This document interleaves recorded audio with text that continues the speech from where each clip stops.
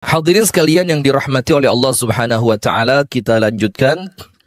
Kita masuk pada penyakit atau perkara yang menjadikan hati itu sakit. Yang ketiga. Yang pertama ada disebutkan ada 4 yang bisa mengotori, 4 yang bisa meracuni, 4 perkara yang bisa menjadikan hati kita rusak. Yang pertama, kathratul kalam, banyak berbicara. Banyak berbicara pada perkara-perkara yang tidak bermanfaat. Jadi, asal ngomong, asal bunyi, dia tidak mikir manfaat atau tidak. Dia tidak memikirkan apakah ucapannya menyakiti hati orang lain atau tidak. Itu racun hati yang pertama, yaitu kathratul kalam. Wa ma yalfidhu min qawlin illa ladaihi raqibun atid. Dan tidaklah setiap ucapan yang keluar kecuali Allah kirimkan malaikat yang mencatat dan Allah kirimkan malaikat yang mengawasinya. Yang kedua, kathratun nazar, banyak memandang.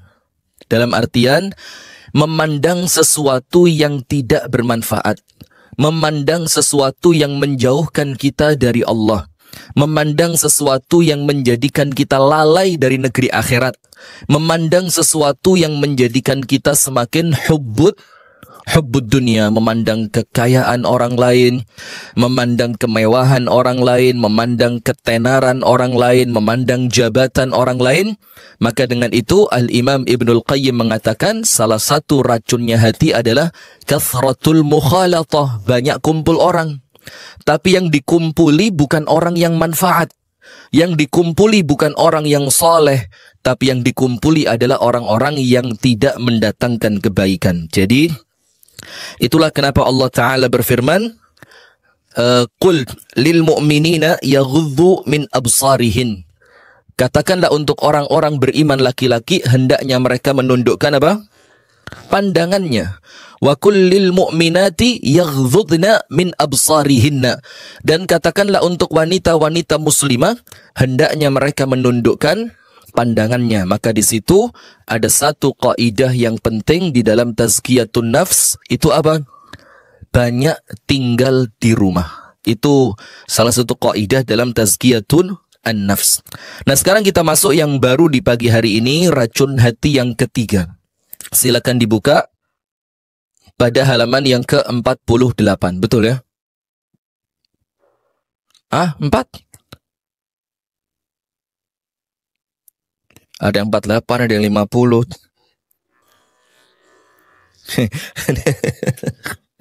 48 aja, nurut saya aja ya. Nurut Ustadz Selamat insyaAllah. Kita mulai dari yang ketiga dahulu, karena yang ketiga tidak terlalu panjang ya. Kita awali dari yang racun hati yang ketiga, yaitu apa? Kathratul akl, banyak makan. Maka Rasulullah sallallahu alaihi wasallam bersabda, ma mala ibnu Adam wi'aan syarran min batnihi. Tidak ada yang diisi oleh manusia suatu tempat yang lebih buruk dibanding perutnya. Jadi mengisi sesuatu yang paling jahat itu ngisi apa? Ngisi perut. Nah, ini pengalaman saya. Tak cerita ini sedikit. Saya hari Kamis makan bakso. Kamis malam, ba'dal isya. Habis pengajian makan baksonya enak, top itu. Bakso dong. Ada bagus. Bakso dong. Enak betul. Tapi memang asin. Sudah, besoknya Jumat, saya khutbah Jumat di Malang lagi. Sepulang Jumatan takziah. Setelah takziah, saya ajak beberapa teman makan siang sama saya. Makannya nasi mandi di Resto Al-Izzah Malang. Ini iklan jadinya, astagfirullah. Sudah, saya pesan nasi mandi 1 nampan. Saya pesan kuah marak 2 mangkok. Saya pesan lagi humus pakai daging 2 porsi. Ketambahan 1 kibdah. Kibdah itu humus tapi potongannya potongan ati kambing. Sudah, itu yang makan 5 orang. Saya, Mas Fevri, Mas Wawan, Mas Agus, sama satu namanya Supri. 5 orang. Itu hari kedua. Hari ketiga, pulang pengajian lagi malam, balik ke Resto Al-Izzah, makan nasi mandi lagi, kambingnya sekian. Sudah, hari Minggunya, jadi mulai Kamis, Jumat, Sabtu, Minggu. Hari Ahadnya ada tamu dari Jakarta. Ada tamu dari Jakarta, ketemu saya di Batu, saya ajak makan ke rumah makan Mesir. Saya pesenin kambing oven. Pesennya tidak nanggung-nanggung, 4. Pesen kambing oven 4. Sudah gulai merah 2, sate 10, minumnya kopi jahe kental. Subhanallah, minggu malam geblak saya. Alhamdulillah. Subhanallah. Nah, maka dalam bab tazkiyatun nafs ini yang ketiga ngotot saya baca. Walaupun Anda bilang sudah dibaca, baca aja lagi. Bukan ngingetin Anda, tapi ngingetin siapa? Jadi dikatakan dalam hadis yang sahih, ma mala abnu adam wi'aan syarran min batnih. Tidaklah seorang manusia mengisi suatu tempat yang lebih jahat, yang lebih buruk, yang lebih banyak mudaratnya dibandingkan ketika dia mengisi apa?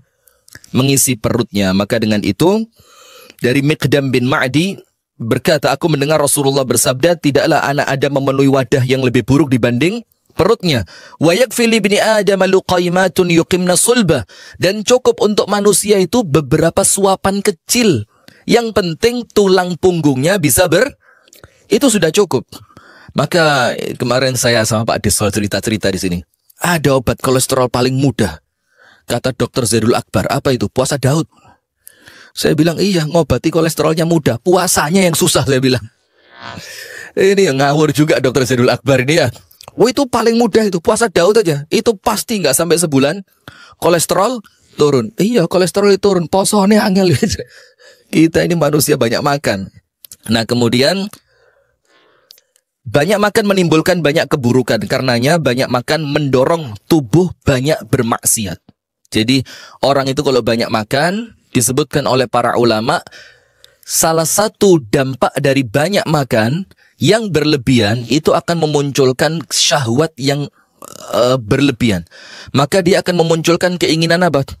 Bermaksiat kepada Allah dan menjadikannya malas untuk ibadah.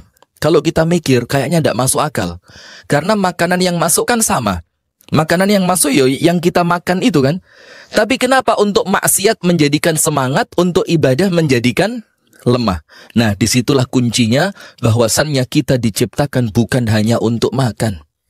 Kita diciptakan oleh Allah untuk ibadah. Selama tubuh ini masih bisa dipakai untuk ibadah, selama makanan itu di tubuh kita masih cukup untuk ibadah, maka ya sudah, jangan ditambahi makanan. Nah, saya ini aslinya tidak suka makan. Serius, saya tidak bohong. Cuma kumpul teman-teman yang suka makan semua. Astagfirullahaladzim. Kesana berhenti sebentar makan. Kesana pindah sedikit duren. Pindah lagi ngopi. Asli tidak suka makan saya ini. Mana lagi? Termasuk kameramen semua. Ini teman-teman yang suka makan. Akhirnya mau tidak mau mengikuti. Sampai ketularan sekarang suka makan juga. Astagfirullahaladzim. Nah, maka akan menjadikan orang itu malas ibadah dan syahwatnya apa? Meningkat. Untuk itu barang siapa menjaga diri dari keburukan, maka tidak ada cara yang terbaik kecuali mengawalinya dari mengurangi makan. Jadi ngomong mengurangi makan itu bukan sekedar diet atau untuk kesehatan, tapi perkara yang akan menyehatkan hati secara rohani. Hati secara apa? Rohani. Maka Ibrahim bin Adham berkata, barang siapa yang mengatur perutnya, maka dia mengatur agamanya. Coba. Man rattaba batna faqad rattaba dinah. Orang yang merapikan perutnya, orang yang mengatur perutnya, orang yang menjaga perutnya, maka dia telah menjaga apa? Agamanya. Maka dengan itu kalau perutnya tidak terjaga, maka tentu agama juga susah terjaga. Maka insya Allah lah, kita ini niat lah ya, insya Allah setelah ini kita mau puasa Daud Pak Disol ya. Bagus ya, kita mau puasa Daud setelah ini. Tapi niatnya bukan cuma niat guyon, ini serius ini Pak Disol. Pak Disol sudah mulai kelihatan mulai menggemuk. Siapa lagi? Nah, Yahya, enggak, kalau Yahya dari dulu gini. Cuma sekarang lebih aja. Pak Iskandar, bagaimana kabarnya Pak Is? Maka Ibrahim bin Adham mengatakan, barang siapa mengatur perutnya, ibu-ibu, bu, barang siapa mengatur perutnya, maka dia telah mengatur, cek, Maka dia telah mengatur agamanya. Berarti kalau kepingin mengawali, memperbaiki hati secara rohani, itu salah satu start awalnya apa? Menjaga makanan. Yang pertama, menjaga kuantitasnya. Jangan terlalu banyak. Maka ada pepatah, ini bukan hadis. Ini bukan hadis ya, ini apa? Pepatah. Nahnu qaumun la na'kula hatta naju'a. Wa idza akalna lam nashba' atau lam nashbi'. Kita ini suatu kaum yang diajarkan oleh agama kita tidak akan makan sebelum lapar. Kalau lapar terus ya apa ya, penyakit ini. Kita ini kaum yang diajarkan tidak makan sebelum lapar. Wa idza akalna lam nashba'. Dan kalau kami pun akhirnya makan, kami tidak akan memaksakan sampai kenyang. Wes sing penting laparnya sudah hilang. Nah, kita ini ngeremnya itu yang susah. Iya, Banda. Ngeremnya itu rasanya kok kayak itu remnya blong, gaspol rem blong. Barang siapa menguasai rasa lapar, berarti ia menguasai akhlak yang baik. Nah, cek. Ini ucapan Ibrahim bin Adham. Nomor 1. Barang siapa mengatur perut, maka dia mengatur agamanya. Nomor 2. Barang siapa menguasai rasa lapar, artinya dia mampu menundukkan rasa lapar. Dia tidak diperbudak oleh perutnya. Maka dia telah menguasai akhlak yang baik. Karena orang itu, kan ada istilah di iklan televisi. Lu resek kalau lapar. Ada nggak istilah itu? Iklan apa itu? Jangan disebutkan ya. Lu resek kalau lapar. Itu artinya apa? Dia ini orang yang tidak bisa menguasai rasa laparnya. Ketika dia lapar, dia menjadi orang yang kesannya beringas. Terus itu bedanya dengan binatang apa? Nah, maka disitulah ada syariat yang namanya apa? Puasa. Ada syariat yang namanya puasa. Nah, barang siapa yang menguasai rasa lapar, maka dia menguasai akhlak yang baik. Dan terakhir, sungguh kemaksiatan kepada Allah jauh dari orang yang lapar dan dekat dengan orang yang kenyang. Jadi bermaksiat itu jauh dari orang yang lapar dan dekat kepada orang yang kenyang. Itu ucapan Ibrahim bin Adham pada poin racun hati yang ketiga, yaitu kathratul akal, banyak makan. Apa kata Ibrahim bin Adham? Nomor 1, barang siapa mengatur perutnya, maka dia telah mengatur agamanya. Barang siapa menguasai rasa lapar, maka dia memiliki atau menguasai akhlak yang baik. Nomor 3, sungguh kemaksiatan itu dekat kepada orang yang kenyang dan jauh dari orang yang lapar. Sip, sekarang poin yang keempat, yaitu Al-Imam Ibnul Qayyim Al-Jauziyah dan para ulama yang lain. Racun hati yang keempat, kathratu al-mukhalatah atau al-khiltah. Banyak kumpul orang. Kumpul sama ini, kumpul sama itu, kumpul sama kelompok ini, kumpul sama kelompok itu. Memang betul.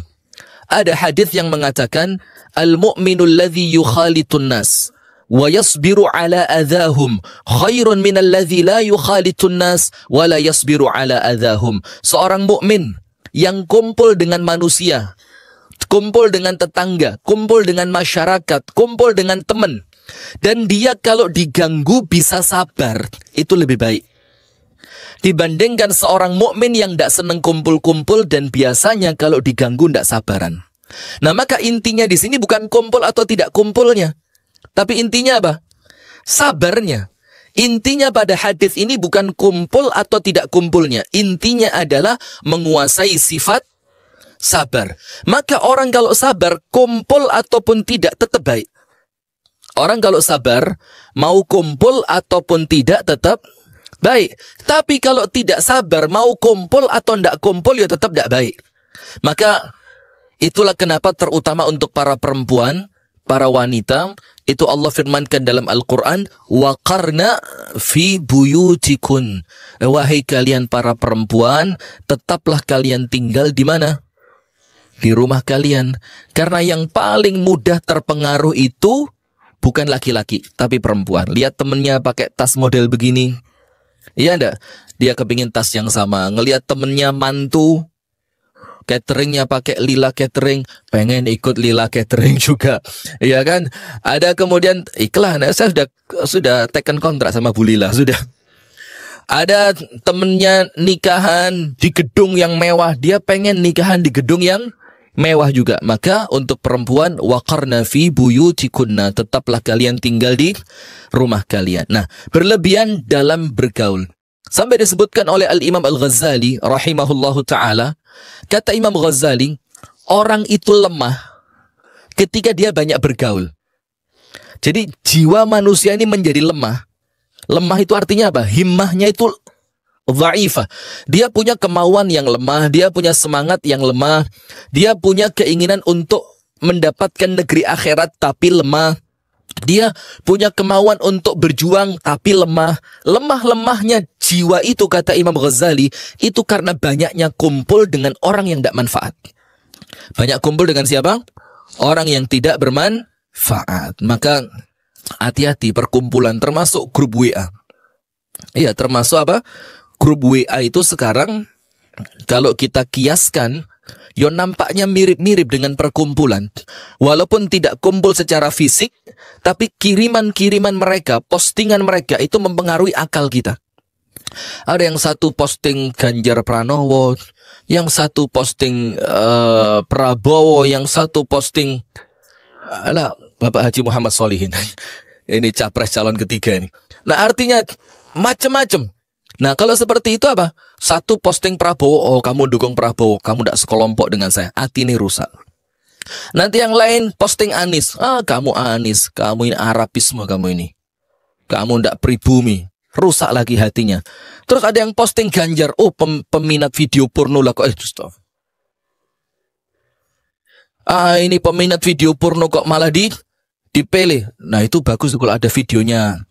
Yang orang-orang ngomong suka video porno, kasih aja jawaban dari Dr. Boyke. Dr. Boyke itu punya potongan video tentang bagaimana video porno itu bisa merusak akal. Nah, orang kalau akalnya rusak, pantas tidak jadi presiden. Walaupun ketoke dadi. Pegang omongan saya, ketoke dadi. Kenapa? Saya prediksi saja. Tapi biasanya kewalian saya ini tadi gawe sah, bismillah, wis fokus, astagfirullah wa atubu ilaih. Berlebihan dalam apa? Bergaul. Maka Imam Ghazali mengatakan orang kalau kebanyakan gaul jiwanya lemah. Jiwanya apa? Lemah. Itulah kenapa Syekhul Islam Ibnu Taimiyah ketika di penjara, dan di penjaranya bukan penjara bareng orang loh. Penjara kalau bahasa kita penjara isolasi. Yang tidak bisa ketemu orang, tidak masuk sinar matahari, itu kalau jiwanya tidak kuat, stres seminggu itu. Tapi Imam Syekhul Islam Ibnu Taimiyah malah tenang, tersenyum, dia tidak pernah nampak murung, dia bahagia. Terus orang-orang itu merasa aneh. Tanya, kamu kok tenang diginiin? Dibilang apa? As-sijnu khalwah. Penjara ini tempatku bermesraan berdua dengan Allah. Tidak diganggu duniawi, tidak diganggu orang lain, tidak diganggu perlu ini, perlu itu. Ini kesempatan yang tidak aku dapatkan di tempat yang lain. Di tempat inilah kesempatanku untuk berkhalwat dengan siapa? Allah. Berkhalwat itu berduaan dengan penuh kemesraan. Dengan siapa? Allah. Nah, lihat ini. Justru sendirian jiwanya kuat. Kemudian banyak kitab tafsir itu yang kemudian diselesaikan oleh penulisnya di dalam penjara. Buya Hamka tafsir apa? Al-Azhar. Kemudian Sayyid Qutb tafsir apa? Fi Dhilalil Quran. Itu selesai di penjara. Yang itu mereka sendiri yang mengatakan, kalau saya tidak di penjara, tidak mungkin saya menyelesaikan buku itu. Coba lihat. Jadi jiwanya kuat ketika tidak banyak kumpul orang. Karena cukup kita ini kumpul dengan Allah, itu yang menguatkan hati. Jangan banyak kumpul dengan manusia. Apalagi manusianya model ini. Aduh wis ruwet. Angel tuturane ya. Ini orang sudah niat diet dikasih duren, orang niat diet dijak makan kambing, orang sudah niat diet, niat puasa itu loh dijak metu. Pahala puasanya sudah dapat ini, nyenengin orang yang ngundang pahala double. Astagfirullah wa atubu ilaih. Kita baca. Berlebihan dalam bergaul merupakan penyakit kronis yang berbahaya. Hal ini bisa menghilangkan nikmat, menghilangkan nikmat karena apa? Banyak bergaul kenapa menghilangkan nikmat? Karena Anda akan mulai membandingkan nikmat yang Anda miliki dengan nikmat yang Anda lihat dari orang lain. Anda sebelumnya tidak kenal Pak Solikin, rumah Anda udah kayak paling keren. Wah, itu oma paling top. Setelah masuk rumahnya Pak Solikin, oma aku elek tiba. Nah, ini karena banyak gaul ini. Jadi akan menjadikan apa? Hilangnya rasa nikmat. Ketemu istrinya orang, loh kok ayuan iki? Ketemu suaminya orang, loh kok gagahan ini? Lihat mobilnya orang, loh kok lebih mewah mobilnya dia dibanding mobil? Itu maka banyak bergaul itu yang pertama dikatakan di sini apa? Menghilangkan nikmat. Yang kedua, menanamkan permusuhan. Ini tidak usah dijelaskan, faham kabeh ya ndak? Kita itu kalau semakin tinggi intensitas pertemuannya, semakin tinggi kemungkinan apa? Bertikainya. Ini susah ya, karena kalau semakin banyak ketemu, maka tidak ada sesuatu yang tertutupi. Semuanya menjadi apa? Terbuka. Kalau sesuatu menjadi terbuka, ngomongnya semakin los, akhirnya apa? Banyak muncul konflik. Apalagi dengan orang-orang yang itu toksik. Ngerti ya? Toksik itu seorang kalau kita ketemu sama dia itu pulang sumpah kayak kawanan nih. Maka cari temen itu temen yang betul-betul menjadikan kita pulang itu pikiran fresh. Pikiran apa? Fresh. Hanya ingat akhirat, ingat Allah. Dunia yo penting tapi bukan prioritas utama, begitu loh. Sudah akan menanamkan permusuhan dan menimbulkan penyakit hati yang seandainya ditimpakan pada gunung yang tinggi menjulang pun, maka gunung itu akan lenyap. Artinya sekedar hati kita ini kan lemah. Hati ini apa? Lemah. Maka dibilang dalam ucapan-ucapan para ulama, qulubuna dha'ifah. Hati kita ini lemah.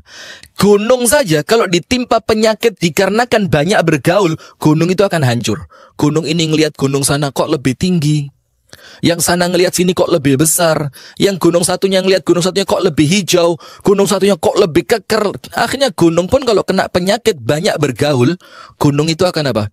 Lenyap dan binasa. Selain itu, hal ini juga menimbulkan kerugian dunia dan akhirat. Banyak perkumpulan yang tidak mendatangkan manfaat, tidak produktif. Kumpul sekedar ngopi, ngobrol tidak jelas, nanti pulang sampai rumah capek, tidur, begadang terus. Maka tidak baik ya, tidur di atas jam 9 itu tidak baik. Kemarin dokternya itu bilang, nomor 1, jaga aktivitas. Nomor 2, jaga makanan. Nomor 3, dilarang tidur di atas jam 9 malam. Ini susah ini. The show aja selesai 9:30. Ini enggak tahu nanti kita revisi jadwalnya. Sekali sepekan kalau udah absen. Makan durian kalau sedikit tidak boleh. Kalau banyak boleh. Nah, maka akan menimbulkan kerugian dunia sampai akhirat. Coba Anda tidak bergaul, Bu. Di rumah, Anda bisa baca Quran 5 lembar. Tapi karena ketemu teman, kesempatan baca 5 lembar Al-Quran tidak didapatkan. Ada nggak yang seperti itu? Ada. Anda kalau di rumah, cucian beres. Gara-gara arisan sama teman, cucian numpuk. Ada yang begitu? Banyak. Anda coba nggak kumpul sama teman, Bu. Itu pekerjaan rumah tangga selesai. Cuma gara-gara kumpul teman, dan kumpulnya termasuk apa? Grup WA. Siapa posting apa hari ini, statusnya ini apa, statusnya sana apa. Akhirnya pekerjaan rumah keteteran. Kenapa? Banyak bergaul. Wah, apalagi kerugian ukhrawi, kerugian akhirat. Maka sampai jangankan kumpul yang apa? Jangankan kita itu mikir kumpul yang tidak manfaat. Kumpul yang manfaat saja, Khalid bin Walid itu menyesal. Kan Khalid bin Walid itu perkumpulannya apa? Pasukan perang. Briefing pasukan perang, kemudian mengatur strategi dengan penasehat-penasehatnya, kemudian mengukur kekuatan musuh, kemudian lagi melihat peta. Itu kehidupannya Khalid. Itu perkumpulan yang manfaat. Perkumpulan yang manfaat. Tapi Khalid bin Walid mengangkat Al-Quran dengan tangan kanannya. Kemudian Khalid mengatakan, "Uzran ya Quran, syaghalani ankal jihad." Wahai Quran, saya minta maaf sama kamu Quran. Kenapa? Karena aku tersibukkan dengan berjihad dari membacamu. Sampai Khalid bin Walid itu tidak mampu banyak membaca Al-Quran. Bukan karena perkumpulan yang tidak manfaat, karena sesuatu yang manfaat. Apalagi duduk di warung bakso, di warung pangsit mie, di warung apa lagi, Bu? Lah, kopi lumayan. Nasi mandi. Nasi mandi. Memang nasi, aduh, ujian betul buat saya. Kambing itu ujian berat buat saya. Tadi malam Dokter Afis di Pari WA, Ustadz segera kontrol kolesterolnya lagi. Kalau sudah normal, sekarang dilatih mengurangi makan. Saya bilang siap dok. Tantangannya cuma satu, kambing. Saya bilang, duh lek ketok kambing, jangankan mateng, mentah lu games. Astagfirullah wa atubu ilaih. Nah sudah ya. Maka dalam bergaul kita harus membagi manusia menjadi 4 golongan. Ini rumus. Ini penting. Ini penting ketika kita mau bergaul dengan manusia, ketika kita ingin berkumpul dengan manusia, maka klasifikasikan manusia itu menjadi berapa? 4. Pisahkan mereka menjadi 4. Siapa yang Anda boleh banyak kumpul sama dia, siapa orang yang Anda cukup kenal sama dia, siapa orang yang betul-betul kalau bisa dihindari oleh Anda, itu ada klasifikasinya. Tidak sembarangan. Dan itu sangat-sangat terbukti. Murid-muridnya Imam Malik bin Anas itu kalau semangatnya lemah, dia masuk ke rumahnya Imam Malik, minta izin sama Imam Malik, masuk ke rumahnya Imam Malik, kemudian melihat keseharian Imam Malik di rumahnya, baca Quran, sholat, zikir, ngaji, mutola'ah, sampai muridnya bilang, itu semangat yang kami lihat dari Imam Malik bertahan untuk saya sampai sebulan. Jadi ngelihat Imam Malik saja itu menjadikan semangatnya dia naik selama 1 bulan. Itulah kenapa disebutkan oleh para ulama, kalau kamu punya teman yang kalau ketemu dia kamu itu ingat akhirat, maka pegang teman itu. Jadi kalau ketemu dia ingatnya apa? Akhirat. Bukan ketemu dia ingatnya utang, ketemu dia ingatnya kredit, ketemu dia ingatnya kambing, apa? Skill. Sudah, maka kita kalau ketemu orang, yang kita cari adalah orang yang mengingatkan kita tentang perkara apa? Akhirat. Maka paling enak itu kalau kumpul para ulama. Kami kalau sudah ketemu beberapa ustadz ya, Ustadz Abdullah Al-Hadrami, ketemu Ustadz Nazir Basyaib, ketemu beberapa teman yang lain, itu mulai itu langsung kayak kita ini bukan siapa-siapa dibanding mereka. Artinya apa? Itu menjadikan semangat beramal kita semakin tinggi. Berikut keempat golongan tersebut. Jadi apabila Anda ingin bergaul dengan manusia, maka bagaimana? Maka klasifikasikan manusia itu menjadi 4 golongan. Jika dicampur adukkan, maka pasti rusak. Kalau dicampur pasti rusak. Kita punya teman yang sekedar untuk senang-senang malam minggu saja. Kita punya teman yang meringankan kita ketika kita terkena musibah. Kita punya teman yang kita akan memompa semangat kita ketika kita lemah. Nah maka Anda perlu tahu, iki teman hanya cocok buat apa? Rekreasi, karena orangnya seru, ceritone akeh, lucu-lucu. Ya sudah, jangan dibawa untuk teman yang serius dalam rangka ketaatan. Ya ini tidak boleh dicampur adukkan. Nomor 1, golongan yang bergaul dengannya laksana mengkonsumsi makanan bergizi. Jadi Imam Ghazali pun mengatakan teman itu kal ghidha. Teman itu seperti asupan gizi. Imam Ghazali mengatakan begitu. Jadi teman itu kayak apa? Gizi. Ada kita pulang dari rumahnya siapa? Moro-moro semangat puasa. Tiba-tiba semangat sholat.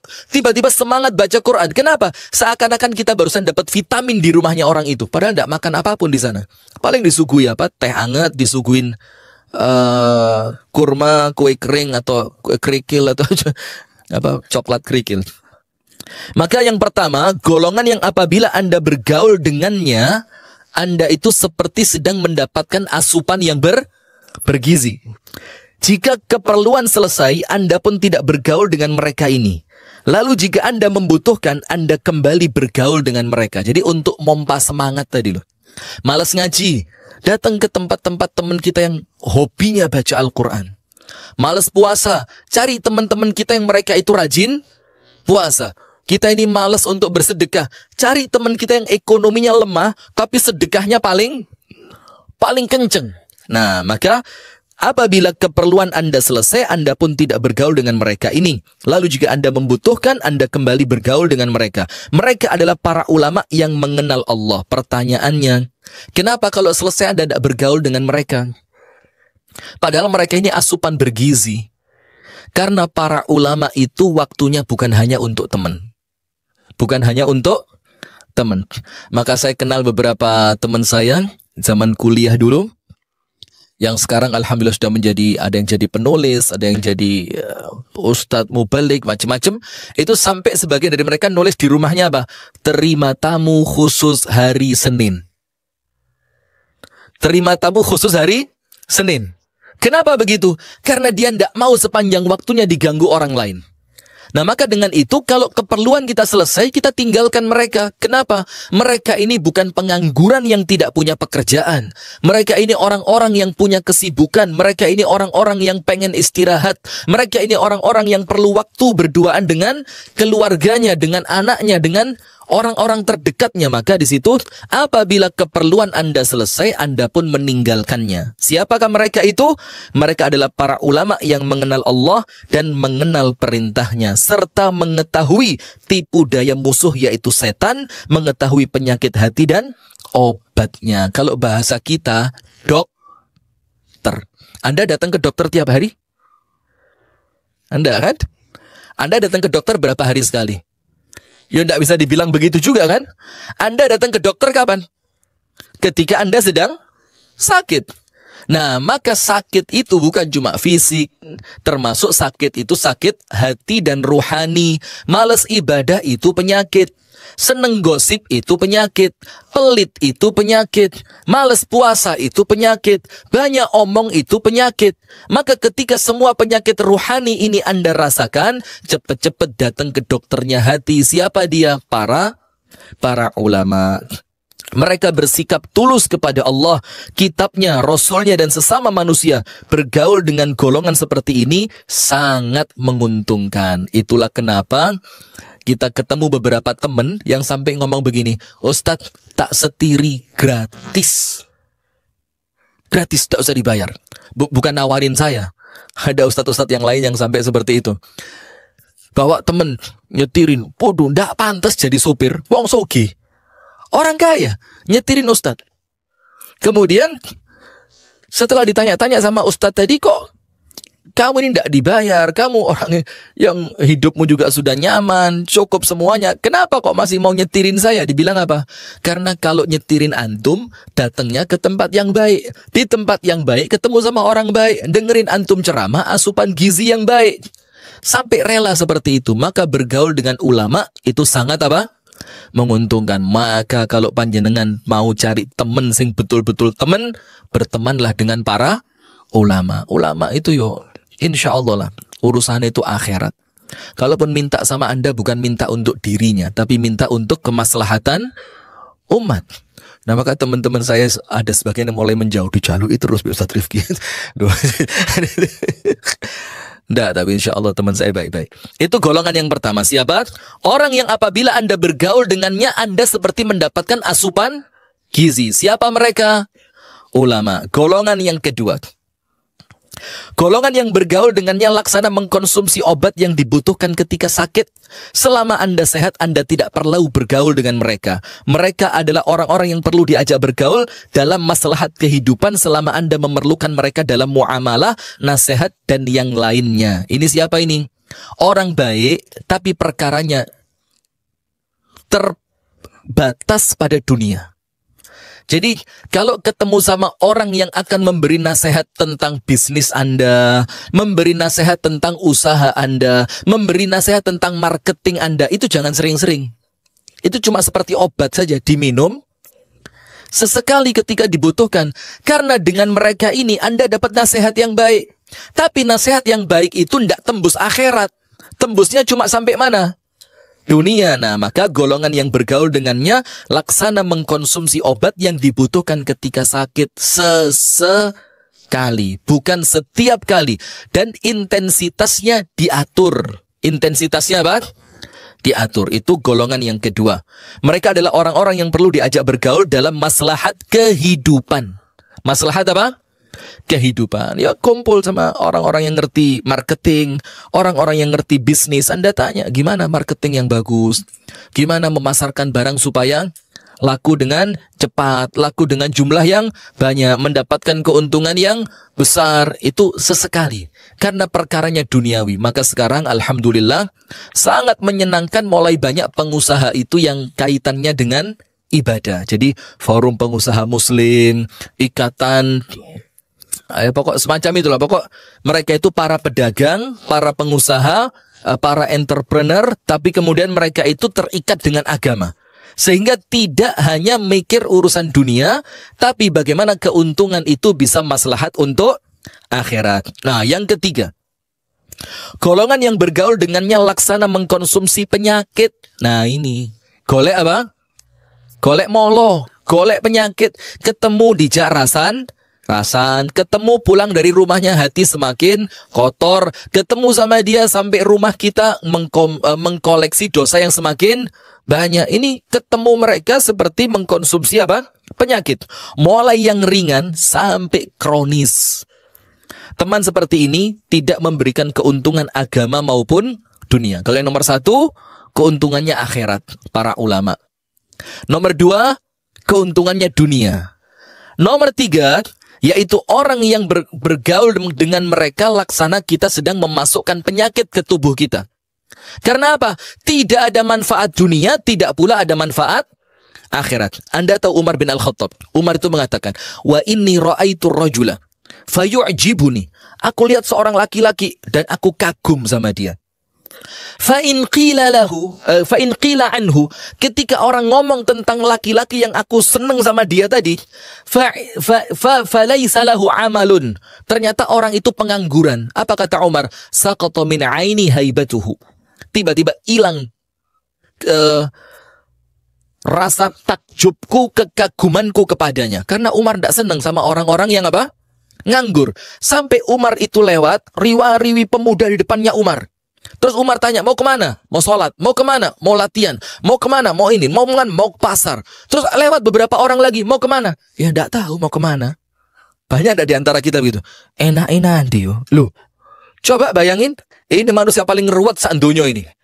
Orang lain butuh waktu, dia punya waktu luang mikir. Enak ilapo yo.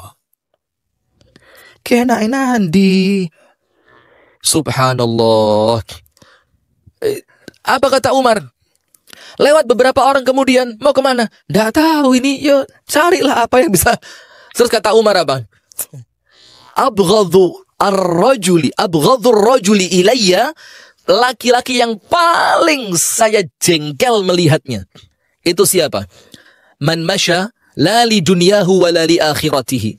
Orang yang berjalan bukan untuk mengejar dunia, tidak pula mengejar akhirat. Dunia ndak, akhirat ndak. Kata Umar, terus kamu jalan mau ngapain? Dadi lemah karuan. Sampai orang-orang kafir itu, ya laitani kuntu turaba. Kata Umar, takun turaban ahsan. Kamu jadi tanah lebih baik, tidak dimintai pertanggung jawaban. Nah, teman seperti ini tidak memberikan keuntungan agama maupun dunia. Maka bu, pemirsa Madani TV dan yang lainnya, maka kita kudu cerdas. Harus apa? Cerdas. Saya kalau berteman sama kamu, saya dapat apa? Bukan kemudian hitung-hitungan materialistis, tapi dapat apa itu kebaikan hati saya bagaimana? Kebaikan akhirat saya bagaimana? Kebaikan dunia saya bagaimana? Kalau tidak Anda dapatkan apapun dengan bergaul bersamanya, maka apa? Fatrukhu, tinggalkan dia. Apa? Tinggalkan dia. Bahkan malah merugikan agama dan dunia. Atau salah satunya, jika Anda telah dikuasai pergaulan yang semacam ini, berarti Anda terkena penyakit yang sangat mematikan. Sebagian orang tidak bisa berkata baik dan bermanfaat. Ada orang, kalau Anda kumpul sama dia, meso tidak berhenti. Binatang itu mulai yang paling kecil sampai yang paling besar. Taman safari keluar semua.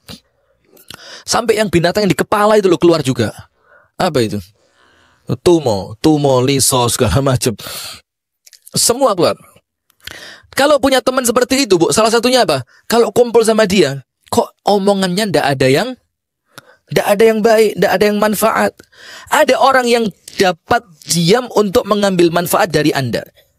Ada yang tidak mengenali diri sendiri sehingga tidak dapat menempatkan diri pada posisinya yang tepat. Ketika berbicara, perkataannya laksana tongkat yang memukul hati para pendengar. Jadi omongannya itu seperti apa? Pemukul, cemeti. Nah, maka dikatakan, kamu ini kalau duduk sama ulama, banyaklah diam. Karena dia berbicara, kamu dapat manfaat. Kalau kumpul sama orang bodoh, banyaklah diam, menyelamatkan kehormatanmu. Jadi diam itu senantiasa baik. Kumpul sama ulama, kalau Anda diam dapat ilmu. Kumpul sama orang bodoh, kalau Anda diam, wibawa terjaga. Kalau kumpul orang bodoh ngeladeni, aku ngimbangi tok. Ngimbangi apa? Anda tidak punya kemampuan menahan diri. Nah, bahkan ia kagum dan bangga pada perkataannya. Ia berbicara dengan siapapun, mengira dirinya laksana minyak kasturi yang mengharumkan majelis. Saat diam, ia lebih berat dari sebongkah batu. Tidak ada yang dapat mengangkat dan menggesernya. Jadi wis ini orang ndak iso dicekel blas. Ngomongnya sak karepe dhewe, kalau diam ndak mau diganggu. Pas dia diam gitu, dijak ngomong marah. Tapi kalau dia ngomong, dia ndak ada remnya untuk berhenti. Orang seperti ini ada yang cukup kita pergauli sekedarnya saja. Artinya apa? Cukup say hello. Kalau ketemu apa? Assalamualaikum, apa kabar? Baik, alhamdulillah, tinggal.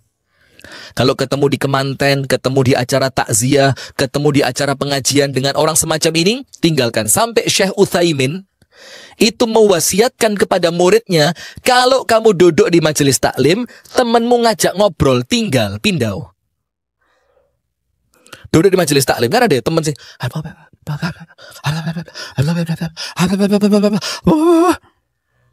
Jadi saingan sama Ustadz. Ustadz ngomong, dia ikut ngomong. Apa kata Syekh Utsaimin? Meninggalkan orang semacam ini termasuk akhlak yang mulia. Kenapa? Menyelamatkan dirimu dari ketidakmanfaatan dan menyelamatkan dia untuk semakin banyak bicara.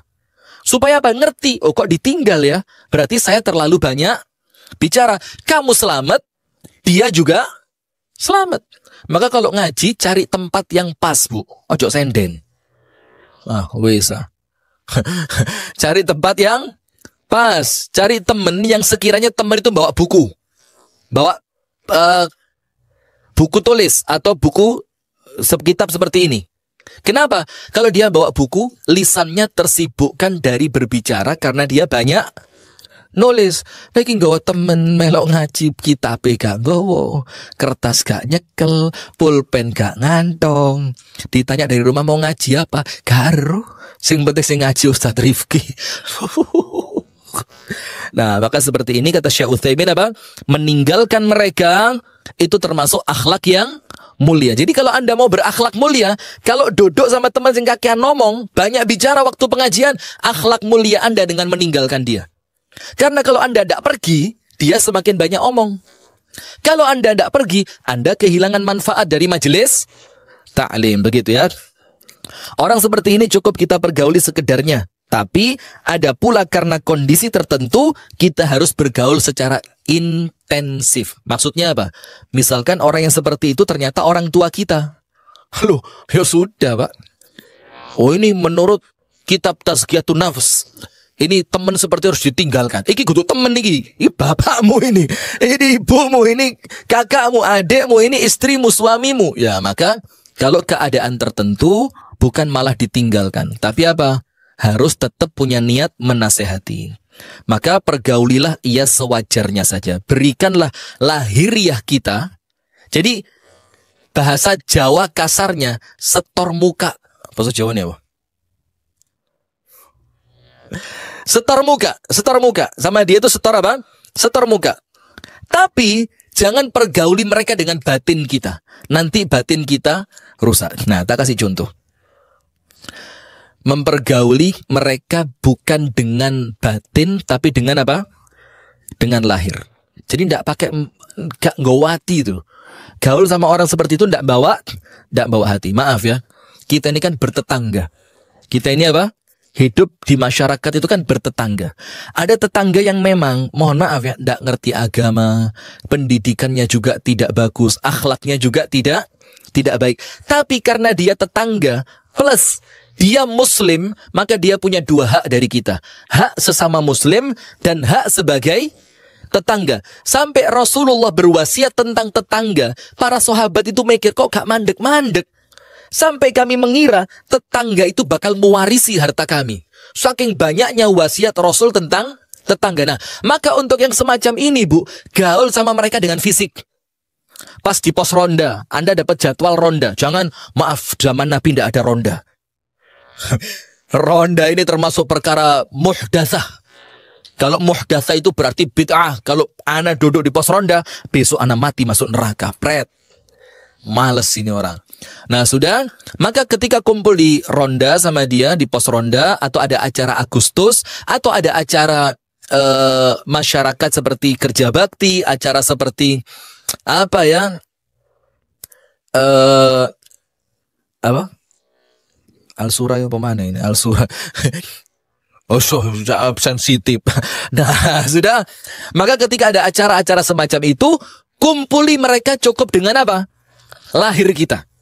Yuk ngomong apa adanya, secukupnya, senyum di wajah mereka. Kalau ada yang bisa kita nasihatkan, tapi jangan melibatkan batin. Artinya apa? Wes, mari kumpul, lalek no.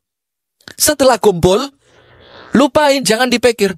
Iya ya, wong di pos ronda bang kok cerita, masuk bendino jangan asem, gak kepingin rawon. Oh, apa maksudnya yo? Jangan asem rawon, jangan asem rawon.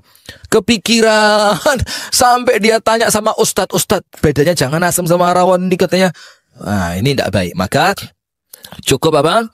Pergauli mereka dengan fisik kita, jangan pergauli dengan batin kita. Cukup lahiriah, jangan batinia. Kenapa? Mereka punya hak untuk dipergauli dengan baik. Apalagi kalau mereka orang tua kita, mereka adalah pasangan hidup kita, mereka adalah anak-anak kita, mereka adalah saudara kandung kita. Karena banyak orang agamanya kebablasan. Panjenengan dengerin. Ini penting. Dalam sebuah hadis yang sahih dikatakan, lan yushadda ad-dina ahadun illa ghalabah. Hadisnya sahih, riwayat Imam Muslim. Tidaklah seseorang itu berusaha kerasan dalam agama, kecuali pasti dia terkalahkan. Terkalahkan itu apa? Dia tidak akan mampu istiqomah. Kalau berusaha apa? Atos-atosan. Mangan di pinggir rembong, dijauhi. Ini kemudian susah, agama itu kayaknya berat banget. Dikatakan Rasul, illa ghalabah. Pasti dia kalah. Tidak akan bisa lestari, tidak akan bisa langgeng, continue dan istiqomah. Padahal tuntutan dalam agama ini apa? Istiqomah. Kenapa dia tidak bisa istiqomah? Karena dia menyalahi kodratnya agama. Kodratnya agama itu apa? Inna dina yusrun. Agama itu mudah. Maka kalau ada orang beragama tambah ketok ruwet uripe, ini bukan agama yang salah, tapi kesalahan dia dalam memahami agama. Nah, kira-kira seperti itu. Golongan yang keempat yaitu golongan yang terakhir. Golongan yang bergaul dengan mereka adalah kebinasaan total. Lalu nomor 3, seperti penyakit. Nomor 1 apa? Manfaat untuk akhirat. Seperti mendapatkan asupan gizi. Karena mereka para ulama yang kenal kepada Allah. Nomor 2, sesekali seperti minum obat karena mereka manfaat buat dunia kita. Nomor 3, kita seperti makan penyakit. Maka seharusnya dihindari, kecuali kalau mereka orang-orang yang tidak bisa dihindari seperti kerabat atau tetangga. Maka bergaul dengan mereka cukup dengan apa? Lahiriah, jangan sampai masuk ke dalam batin. Dan yang keempat, golongan yang bergaul dengan mereka pasti binasa. Dalilnya apa? Disebutkan di dalam hadis, mathalu al-jalis salih wal jalis su' kahamilil misk wa nafikhin fil qir. Perumpamaan teman duduk yang baik. Bahasanya bukan teman loh ini. Rasul mengatakan jalis. Jalis itu konco cangkruk. Itu jalis. Jadi berteman dengan dia bukan bisnis. Berteman dengan dia bukan ibadah. Berteman dengan dia bukan olahraga. Bertemannya itu kalau cangkruan, jalis, teman duduk. Perumpamaan teman duduk yang baik dan teman duduk yang jelek itu seperti penjual minyak wangi. Ah ini. Dan peniup pandai besi. Amma hamilil misk. kalau kamu berteman dengan orang baik seperti penjual minyak wangi, nomor satu, imma antabta'amin, boleh jadi kamu membeli darinya. Wa imma ayyuhdhiyak, boleh jadi kamu diberi sama dia cuma-cuma. Kemungkinan terjeleknya apa? Wa imma yang ketiga, engkau minimal mendapatkan apa? Aroma yang wangi. Antajida minhu rihan thayyiba, kamu dapat dari dia aroma yang wangi. Itu kalau teman duduk kita baik, semua kemungkinannya baik. Dikasih cuma-cuma atau minimal kita beli sesuatu yang baik atau minimal mencium aroma yang baik. Tapi kalau kumpulnya peniup pandai besi, teman yang jelek, teman yang jahat, dibilang kanafikhin fil qir, seperti peniup pandai besi. Nomor satu, imma an yuhriqa thiyabak, boleh jadi percikan api itu akan membakar kainmu. Ini kebinasaan, narik kamu masuk ke dalam api neraka. Karena teman itu nanti di akhirat, sebagaimana teman yang baik bisa memberi syafaat, teman yang jelek bisa mencelakakan. Teman yang jelek ngomong apa sama Allah? Ya Allah, saya dulu jelek gara-gara diajak sama dia. Ya Allah, saya dulu jelek gara-gara kumpul sama dia. Ya Allah, saya dulu sampai ngambil uang orang tua saya gara-gara diajak dia nonton bola ke lapangan, saya tidak punya duit. Nah, maka dengan itu hati-hatinya apa? Hati-hatinya adalah imma an yuhriqa thiyabak, baju kita kobong. Nah, maka hati-hati. Tapi minimal kalaupun baju kita tidak terbakar, antajida minhu rihan atina, kamu dapat dari dia aroma yang amis, aroma perengus, aroma angusnya api. Itu kan tidak enak. Nah, maka ada teman-teman yang kalau kita gaul sama dia, celaka dunia akhirat. Celaka dunia sampai akhirat. Bergaul dengan orang seperti ini laksana menenggak racun. Bukan cuma narik penyakit, tapi langsung apa? Racun. Jika seorang tidak sengaja menenggak racun ini, ia pun harus mendapatkan obat. Itu kalau tidak sengaja. Tapi kalau racunnya sengaja diminum, dia tidak akan cari penawar. Lawang sengaja diminum. Maka berteman dengan teman yang jelek tadi, teman yang jahat tadi, akhlak maupun agamanya, seperti Anda sedang menenggak racun. Yang Anda tidak merasa perlu meminum apa? Penawar atau obat. Jika tidak, ia perlu diberi ucapan bela sungkawa. Artinya apa? Bas innalillahi wa inna ilaihi rajiun. Ya wes, kamu mati duniamu, mati akhiratmu. Kalau senang dengan teman yang jahat. Golongan ini jumlahnya banyak. Kenapa begitu? Ayo, jawab. Yang bisa jawab saya kasih hadiah. Kita kasih minyak wangi 1 botol. Kenapa golongan yang keempat ini jumlahnya banyak? Siapin minyak wangi. Amir Al-Ud. Coba ayo. Yang tidak bisa jawab. Atau banyak yang calon neraka. Nah, berarti kelompok keempat kalau banyak pantas apa enggak? Berarti tugas kita apa? Pilih-pilih teman. Kalau mau berteman, cari teman yang baik. Mereka ini adalah para ahli bid'ah yang sesat, para ahli maksiat. Mereka menghalangi manusia dari sunnah Rasulullah, mengajak untuk menentang sunnah Rasulullah. Bagi mereka sunnah dianggap bid'ah, bid'ah dianggap sunnah. Orang berakal tidak patut bergaul dengan mereka. Jika tetap bergaul, maka ada 2 kemungkinan, mati atau sakit. Hatinya mati atau minimal hatinya sakit. Tapi hati-hati hadirin, pengertian bid'ah di sini tidak selalu seperti yang kita bayangkan. Bid'ah itu yang ini yang tidak. Itu harus ada penjelasan dari para ulama. Barakallahu fikum wa jazakumullahu khairan. Itu yang dapat kami sampaikan pas 9:30. Semoga ada manfaatnya. Kurang lebihnya saya mohon maaf. InsyaAllah kita lanjutkan di bulan berikutnya. Mudah-mudahan sehat walafiat, panjang umur, tidak kekurangan suatu apapun. Kita tutup dengan doa kafaratul majlis.